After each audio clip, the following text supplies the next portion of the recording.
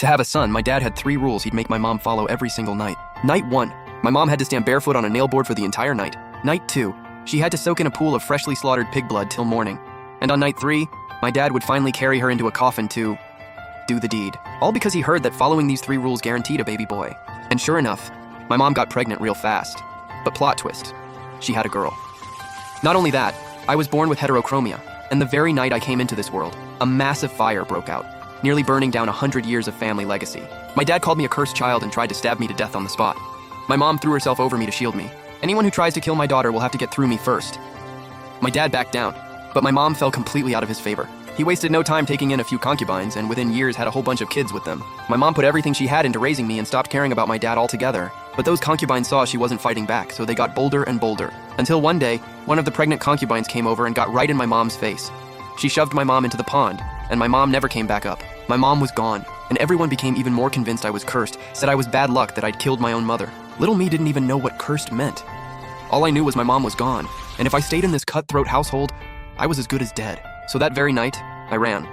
Under the cover of darkness, I crawled through the dog hole and started running for my life. But the second I looked up, I saw a man dressed in white standing not far away, smiling right at me. "Who are you?" "I'm the royal advisor, and you're the apprentice I've been searching for 10 years. After that, I became his disciple. He took me to the Imperial Palace and set me up in the Star Palace. My master was incredibly kind to me. He even softened his voice every time he spoke to me. Nobody here saw me as a curse. Nobody shorted my meals. I put on the white robe only Star Palace disciples were allowed to wear, and honestly, I'd never seen anything more beautiful. My master told me I wasn't ordinary. I was the purest spiritual energy of heaven and earth, the living embodiment of Yan Kingdom's national fortune. Born with a heavenly eye, able to see through good and evil, and foresee blessings and disasters. If I ever suffered, disaster would fall upon the land without end. And if I died by accident before my natural time, Yan Kingdom's fortune would be completely destroyed. I honestly thought my master was just spinning a tale to mess with me.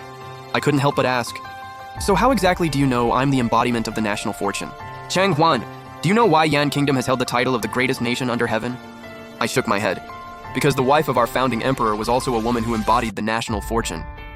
My master warned me that as the daughter of fortune, my safety mattered even more than the emperor's. So I must never put myself in danger, and never reveal my identity to anyone who might try to exploit it. The emperor was still away on his trip, so my master held a grand discipleship ceremony just for me. Now that I was the royal advisor's disciple, I had real status in this palace. Regular staff wouldn't dare mess with me, but because my master treated me so well, some palace staff were secretly gossiping that I wasn't really his disciple at all. They thought I was the emperor's secret lost princess. If it weren't for the fact that only the emperor and the royal advisor could know who the daughter of fortune was, I swear my master would have built a shrine for me and made the whole world come and worship. But of course, the good times didn't last. I'd only been in the palace a few days and hadn't even gotten to enjoy walking around like I owned the place. All I did was swing on a swing in the imperial garden, and some royal consort called me a little seductress and came at me wanting to gouge out my eyes. She had a whole squad of maids and eunuchs with her. They reached out to grab me, so I bolted, lost my hair ribbon, my outfit got snagged and ripped, and somewhere along the way, I lost one of my shoes too. Lucky for me though, I accidentally ran straight into the second prince, Xiao Jing. He was around my age, but sharp as a tack.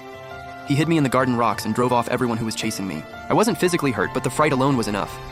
I ran a high fever that night. I was burning up and barely conscious, but I kept hearing my master's voice and another stern, authoritative voice outside the door, talking about my condition. After I recovered, I found out that because I got sick, the capital had non-stop rain for half a month straight, flooding tons of farmland. If the capital hadn't been built on higher ground, the entire palace might have ended up underwater. On top of that, a rare locust plague swept through the south.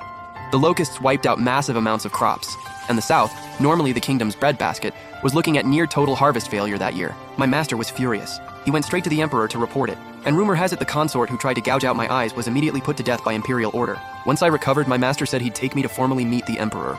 I was a nervous wreck that day, following behind my master the whole way. Just as I was about to drop into a full bow, the emperor suddenly called out and stopped me. I looked up in a daze, and the emperor was already on his feet. He'd stood up so fast, like something had startled him. I really got the feeling the emperor was scared of me actually kneeling. My master gave a helpless little smile, gently patted my back, and started making small talk with the emperor. But it didn't take long before the whole conversation looped right back to me. The emperor had heard I didn't have a great life before my master brought me to the Star Palace, so he personally sent over 2 imperial chefs and 2 court physicians to look after my health. Then came a whole flood of gifts, gold, silver, jade, and pearls stacked into several chests, plus silks and satins of every color filling 2 entire storerooms. The emperor even assigned one of his personal bodyguards to me. That level of treatment? Not even his most favored firstborn prince had ever received anything like it. At first I didn't think much of it, until the emperor gifted me a jade pendant. "Whoever holds this pendant represents me. You don't have to bow to anyone in this palace." Something felt off, but I couldn't put my finger on it. Then I remembered what my master had told me. The wife of Yan Kingdom's founding emperor was also a daughter of fortune. Yan Kingdom's founding emperor was known as Emperor Yanwu. He started out as a beggar, born into chaos, yet somehow everything went his way. He climbed all the way to the throne and left behind countless legendary stories. But his empress was shrouded in mystery. Even the storytellers at the tea houses would barely mention her when talking about the founding emperor. I tossed and turned all night, and first thing in the morning I ran straight to my master. Master, you said the founding emperor's wife was a daughter of fortune. The emperor, he's not trying to make me one of his consorts, is he? I was praying so hard that wasn't the case. The man was pushing 50, and I was only 15, barely.